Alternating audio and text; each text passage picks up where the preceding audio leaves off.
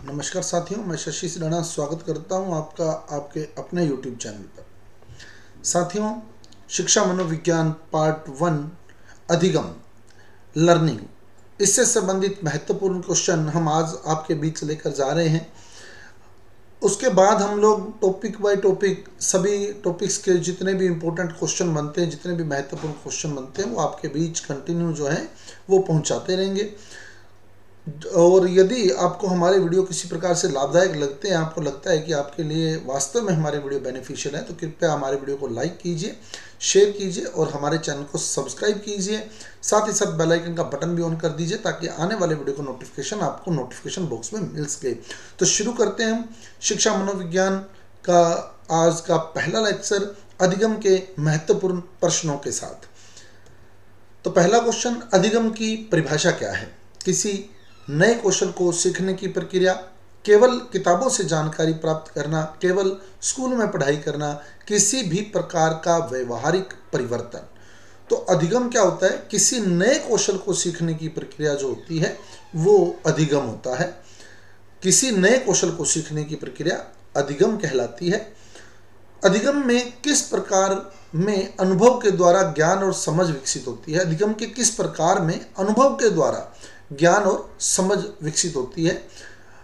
मैं आपको फिर क्लियर करूं, यदि आपको लगता है कि कोई आंसर डाउटफुली है तो कृपया कमेंट बॉक्स में ज़रूर लिखिएगा ताकि उसको जो है हम और ज़्यादा डीपली जो है वो डिस्कस कर सकें, और ज़्यादा डीपली उसकी स्टडी कर सकें, ताकि अगर उसमें कोई मॉडिफिकेशन हो, कोई चेंजिंग हो तो वो आपके बीच लेकर आए।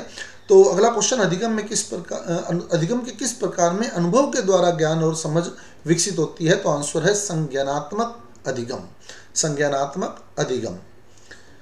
शिक्षक के लिए अधिगम का प्रमुख उद्देश्य क्या है? छात्राओं को सिर्फ परीक्षाएं देना, छात्राओं को सोचने की समझ विकसित करना, छात्रों को सोचने की समझ क्षमता विकसित करना, छात्रों को गलतियां करने के लिए सिखाना, छात्रों को रटने के लिए प्रेरित करना। तो सेकंड ऑप्शन आपका करेक्ट है, छात्रों को सोचने की क्षमता विकसित करना।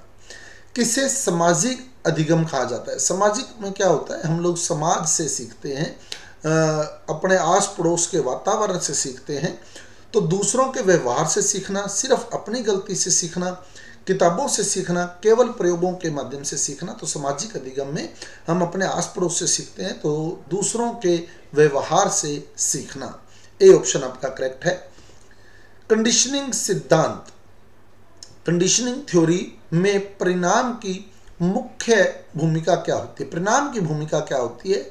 यह व्यवहार को मजबूत या कमजोर बनाता है, यह ध्यान केंद्रित करने में मदद करता है, यह नए ज्ञान को समझने में मदद करता है, यह केवल ध्यान भटकाने का काम करता है। तो करेक्ट आंसर है, यह व्यवहार को मजबूत या कमज़ोर बनाता है। जो परिणाम की भूमिका होती है वो व्यवहार को मजबूत या कमज़ोर बनाता है कंडीशनिंग थ्योरी में। उसके बाद अधिगम में ध्यान का महत्व, क्या महत्व है? अधिगम में ध्यान का क्या महत्व है? यह केवल सोचने में मदद करता है। अगर हम किसी चीज़ को ध्यान से लर्निंग में बिल्कुल कंसंट्रेशन बना के बैठे हैं तो उसका क्या महत्व है? यह केवल सोचने में मदद करता है, यह सीखने की प्रक्रिया को और तेज करता है, यह किसी भी प्रकार की गलती को सुधारने में मदद करता है, यह कोई महत्व नहीं रखता, तो यह सीखने की प्रक्रिया को और तेज करता है। ध्यान का महत्व जो है सीखने की प्रक्रिया को और बढ़ा देता है। नेक्स्ट, अधिगम में रचनात्मकता का क्या महत्व है? यह सिर्फ प्रेरणा बढ़ाता है, यह समस्या को हल करने के लिए नए दृष्टिकोण देता है। बिल्कुल, रचनात्मकता यही होती है जिसमें नया दृष्टिकोण जो है वो विकसित हो। बिल्कुल इसी को ही रचनात्मकता कहते हैं। यह समस्या को हल करने के लिए नए दृष्टिकोण देता है। अधिगम में प्रेरणा का क्या महत्व है? जब हम प्रेरित करते हैं किसी को, प्रेरणा मोटिवेट करते हैं, मोटिवेशन का क्या महत्व है? यह किसी को कठिन काम करने के लिए प्रेरित करती है, यह किसी को अनुशासन सिखाती है, यह केवल सोचने के लिए होती है। उपयुक्त में से कोई नहीं। तो सिंपल सा आंसर है, पहला ऑप्शन आ जाएगा आपका, यह किसी को कठिन काम करने के लिए प्रेरित करती है। अगला क्वेश्चन, संज्ञानात्मक अधिगम का मुख्य तत्व क्या है? बाहरी दृष्टिकोण, विचार और समझ का निर्माण, शारीरिक प्रतिक्रियाएं, सामाजिक अनुभव। तो ये भी बिल्कुल सिंपल सा है, विचार और समझ का निर्माण, संज्ञानात्मक अधिगम, विचार और समझ का निर्माण। अगला क्वेश्चन, किस सिद्धांत के अनुसार अधिगम बाहरी वातावरण और प्रतिक्रिया के बीच संबंध पर आधारित है? तो कई तरह के सिद्धांत दिए गए थे। बाहरी वातावरण और प्रतिक्रिया, बाहरी वातावरण के साथ जो हम प्रतिक्रिया या अनुक्रिया करते हैं उसके बीच जो संबंध होता है वो व्यवहारवाद, व्यवहारवादी जो थे थोरनडाइक, पावलोव, स्किनर, तो इनका अधिगम बाहरी वातावरण और प्रतिक्रिया के बीच संबंध पर आधारित है, व्यवहारवाद। वह कौन सा सिद्धांत है जो कहता है कि हम अन्य लोगों से सीखते हैं? तो अभी हमने डिस्कस किया था सामाजिक अधिगम सिद्धांत, हम अपने आस पड़ोस से सीखते हैं इसमें। तो सामाजिक अधिगम सिद्धांत को हम बोलते हैं social learning theory, social learning theory, सामाजिक अधिगम सिद्धांत। नेक्स्ट क्वेश्चन, किसे अधिगम का राजा कहा जाता है? तो बीएफ स्किनर, बीएफ स्किनर को अधिगम का राजा कहा जाता है। चूहे और कबूतर पर प्रयोग थे बीएफ स्किनर के प्रयोग थे चूहे और कबूतर पर, जिसमें पहले वो रिस्पॉन्स देता है, फिर वो स्टिमुलाई देता है उसको। यदि उसका रिस्पॉन्स उचित है, सही है, तो उसे धनात्मक प्रेरक दिया जाता है और मतलब पुनर्बलन दिया जाता है। और यदि उसका जो अनुक्रिया है वो किसी प्रकार से गलत है तो फिर उसको झटका लगता है, मतलब कि उसे पुनर्बलन नहीं मिलता या ऋणात्मक पुनर्बलन प्रदान किया जाता है। डिस्कस करेंगे हम अभी थोड़ी देर में इसको। बीएफ स्किनर अधिगम का राजा। किस प्रकार के अधिगम में समाज और संस्कृति का महत्वपूर्ण प्रभाव होता है? तो समाज और संस्कृति का प्रभाव है तो सिंपल सी बात है, अपने आस पड़ोस से हमने सीखा है, तो सामाजिक अधिगम।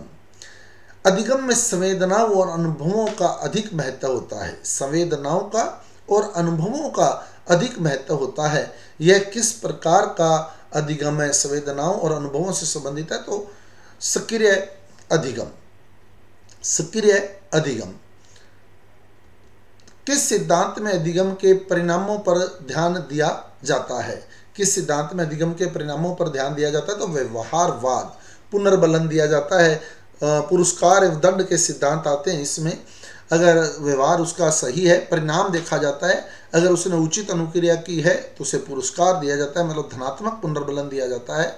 यदि प्रक्रिया उसकी अनुक्रिया उसकी उचित नहीं है तो उसे ऋणात्मक पुनर्बलन मतलब दंड दिया जाता है, व्यवहारवाद। बीएफ स्किनर का अधिगम सिद्धांत किसे कहा जाता है? तो व्यवहारवादी थे बीएफ स्किनर, तो सिंपल सी बात है, व्यवहारवादी सिद्धांत, व्यवहारवादी सिद्धांत था बीएफ स्किनर का।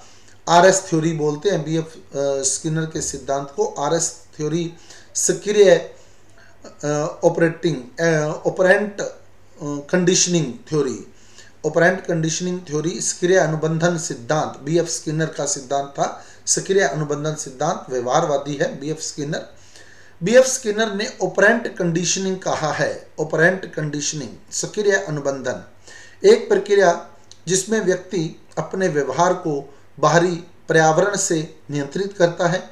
एक प्रक्रिया जिसमें व्यक्ति अनजाने में सीखा हुआ व्यवहार बदलता है। एक प्रक्रिया जिसमें व्यक्ति अपने व्यवहार के परिणामों से सीखता है। बिल्कुल यही एक प्रक्रिया जिसमें व्यक्ति जो है अपने व्यवहार के परिणामों से सीखता है। तो उसका व्यवहार कैसा है, अगर उसका अनुक्रिया सही है तो उसे धनात्मक पुनर्बलन दिया जाएगा, गलत है तो ऋणात्मक पुनर्बलन दिया जाएगा। तो अपने व्यवहार के परिणामों से सीखता है तो परिणाम पर बल दिया जाता है इसमें। स्किनर के अनुसार रीइंफोर्समेंट का क्या महत्व है, मतलब पुनर्बलन का क्या महत्व है? यह प्रतिक्रिया को कमजोर करता है, मतलब उसने कोई अनुक्रिया की और अपने पुनर्बलन दिया। जैसे मान लो बच्चा अच्छा सुनाता है हमारे को तो हम बोलते हैं शाबाश, ये धनात्मक पुनर्बलन है। यदि वह अपना जो लर्निंग है, याद करना है, उचित तरीके से नहीं कर रहा है तो हम कई बार उसको जो है मान लो डांटते हैं तो वो ऋणात्मक पुनर्बलन होता है, नेगेटिव रीइंफोर्समेंट होता है। तो हम उसको क्यों डांटते हैं उस समय? ताकि वो अपने आप को इम्प्रूव करे। और हमने उस जो बच्चे ने अच्छा किया था उसको शाबाश क्यों बोला? ताकि वो और अच्छा करे, है ना। वो अच्छा कर रहा है, इसी तरह से वो अच्छा करता रहे। तो यह प्रतिक्रिया को कमज़ोर करता है? बिल्कुल नहीं।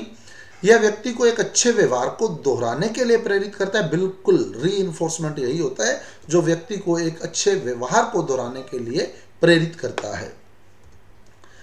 बीएफ स्किनर के अनुसार ऑपरेंट कंडीशनिंग का उद्देश्य क्या है?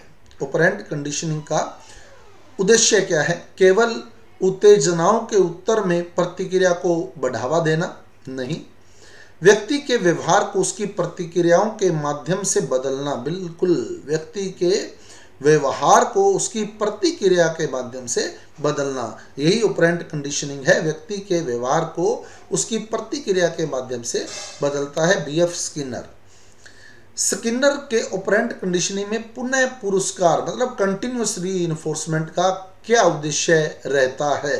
व्यवहार को स्थायी रूप से बदलना, मतलब बार बार बच्चा सही कर रहा है तो वो बार बार जो है वो रीइंफोर्समेंट उसको दे रहा है, very good very good very good. अगर वो कबूतर सही लीवर को दबा देता है तो बार बार उसे कुछ ना कुछ मिलता है खाने के लिए, है ना।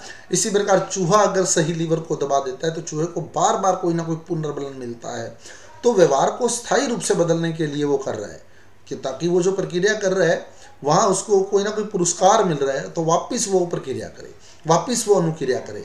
फिर उसने वही लीवर दबाया तो उसको फिर पुनर्मिलन मिला। अगर गलत लीवर दबा दिया तो उसको झटका लगा, है ना। तो झटका लगा तो वो फिर क्या है, वहाँ नहीं जाएगा वापसी। तो वो व्यवहार को स्थायी रूप से बदलना चाहता है, मतलब एग्जैक्ट लीवर ही दबे हर बार। तो व्यवहार को स्थायी रूप से बदलना, यही पुनः पुरस्कार का उद्देश्य था। अब अधिगम के सिद्धांत एक बार देख लें। पहला सिद्धांत उद्दीपक अनुक्रिया सिद्धांत। उद्दीपक अंग्रेजी में स्टिमुलाई बोलते हैं, अनुक्रिया रिस्पॉन्स होता है। उद्दीपक अनुक्रिया सिद्धांत थोर्नडाइक ने दिया था। थोर्नडाइक ने भूखी बिल्ली पर प्रयोग किए थे। तो इसने पहले उसको उद्दीपक दिया था, फिर उसने अनुक्रिया दी थी, मतलब पहले कुछ खाने के लिए दिया फिर उसने अनुक्रिया की। उद्दीपक अनुक्रिया सिद्धांत। फिर अनुकूलित अनुक्रिया या शास्त्रीय अनुबंधन सिद्धांत पावलोव का बहुत ही इंपॉर्टेंट है। भूखे कुत्ते पर इसने प्रयोग किए थे। तो इसने कुत्ते के आगे रोटी रखी तो लार आना एक स्वाभाविक अनुक्रिया थी, स्वाभाविक अनुक्रिया थी, लार आना आएगी रोटी देखकर। फिर इसने रोटी प्लस घंटी दोनों इकट्ठी बजाई, रोटी भी रखी और घंटी भी बजाई, फिर लार आई। तो ये भी रोटी, यही माना गया कि रोटी को देखकर ही लार आ रही है, तो कोई दिक्कत नहीं है, रोटी को देखकर लार आना स्वाभाविक है। पहले सिर्फ रोटी से लार आई, स्वाभाविक है, अनुक्रिया आएगी।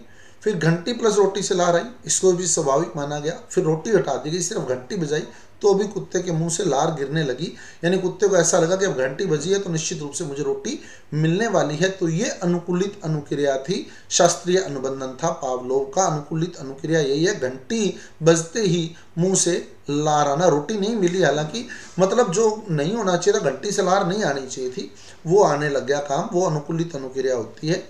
शास्त्रीय अनुबंधन बोलते हैं इसको। सक्रिय अनुबंधन ऑपरेंट कंडीशनिंग, इसमें पहले रिस्पॉन्स करता है फिर स्टिमुलाई दिया जाता है, मतलब आरएस थ्योरी बोलते हैं स्किनर के सिद्धांत को, आरएस थ्योरी। जैसे इसने प्रयोग किए थे कबूतर पर और चूहे पर। तो वो सही लीवर दबता है तो उसको पुनर्बलन दिया जाता है, मतलब पहले अनुक्रिया होती है फिर उसको स्टिमुलाई दिया जाता है, पहले वो रिस्पॉन्स करता है फिर स्टिमुलाई दिया जाता है, आरएस थ्योरी बोला जाता है। गेस्टाल्टवाद या अंतर्दृष्टि का सिद्धांत वर्दीमर, कोल्लर और कोफा ने दिया था। चिंपैंजी पर प्रयोग किए थे इसने। चिंपैंजी को एक पिंजरे में बंद कर दिया था और ऊपर केले लटका दिए थे, एक डंडा रख दिया था, कुछ बॉक्स वगैरह रख दिए थे। तो चिंपैंजी जो था वो डायरेक्ट केले नहीं उतार सकता था, तो वो बॉक्स पर चढ़ा और डंडा उठाया और डंडे से उसने केले उतार लिए। ये अंतर्दृष्टि सूझ का सिद्धांत था उसकी। सामाजिक अधिगम सिद्धांत हमने भी पीछे डिस्कस किया है, अल्बर्ट बांडूरा, इंपॉर्टेंट है सामाजिक अधिगम सिद्धांत। ये जरूर आप उस मनोवैज्ञानिक याद कर लेना किस सिद्धांत का कौन सा मनोवैज्ञानिक है, कई बार डायरेक्ट प्रश्न आ जाता है। संरचनात्मक अधिगम सिद्धांत ब्रूनर ने दिया था। तो ये थे साथियों अधिगम के मुख्य सिद्धांत जो आपके बीच लिखे। उम्मीद करता हूँ आपको हमारा वीडियो जो है आपके लिए बेनिफिशियल लगा होगा। यदि आपको हमारे वीडियो आपके लिए लाभदायक लग रहे हैं तो कृपया हमारे वीडियो को शेयर कीजिए, हमारे चैनल को सब्सक्राइब कीजिए, साथ ही साथ बेल आइकन का बटन भी ऑन कर दीजिए। मिलते हैं अगले वीडियो में नई जानकारी के साथ, नए टॉपिक के साथ। धन्यवाद।